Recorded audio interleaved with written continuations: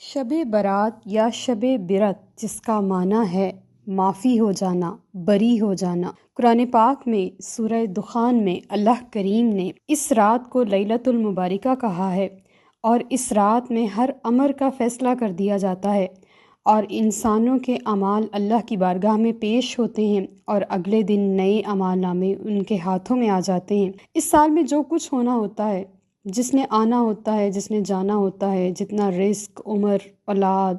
کاروبار، صحت، تندرستی، جو کچھ بھی اللہ کریم نے لکھا ہوتا ہے انسان کے لیے، وہ اس کے مقدر میں کر دیا جاتا ہے۔ مغرب کی نماز کے بعد سے لے کے طلوع فجر تک اللہ کی رحمت اس رات میں پکارتی ہے کہ ہے کوئی مجھ سے بخشش مانگنے والا، ہے کوئی مجھ سے رزق مانگنے والا، مجھ سے گناہوں کی پردہ پوشی مانگنے والا، میری بارگاہ سے حاضری کا طلبگار، مجھ سے دنیا اور آخرت کی ہر نعمت کا سوال کرنے والا، تو میں اس کو دوں۔ اور حضرت علی المرتضیٰ رضی اللہ تعالیٰ عنہ نے فرمایا کہ اس رات کا قیام کرو اور اگلی صبح کا روزہ رکھو۔